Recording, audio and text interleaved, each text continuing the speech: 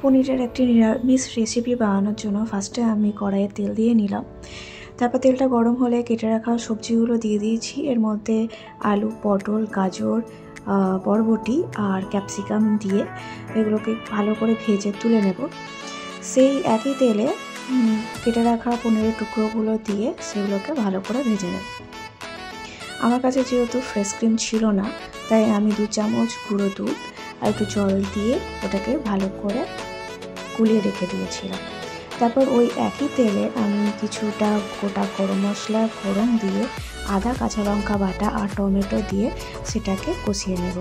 সেটা কিছুটা কষানো হয়ে যাওয়ার পর তার মধ্যে দিয়ে দেব মগজ, পোস্ত আর কাজু বাদাম বাটা।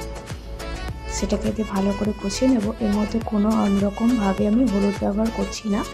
আর একটু কালারের জন্য কাশ্মীরি মির্চ পাউডার দিয়ে দিলাম। দেখতে পাচ্ছ কালারটা কতটা সুন্দর চলে এসেছে।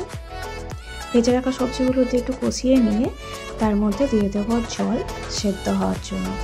সেদ্ধ হয়ে গেলে ভেজে রাখা পনিরগুলো দিয়ে দেব এবং তারপরে যে দুধের গোলাটা তৈরি করে রেখেছিলাম সেটার মধ্যে দিয়ে দেবো। ব্যাস, ওটা ফুটে উঠলেই রেডি এই রেসিপিটা। সত্যি বলছি খুব সুন্দর হয়েছিল পেঁয়াজ রসুন ছাড়া। তোমরাও ট্রাই করতে পারো। বাই।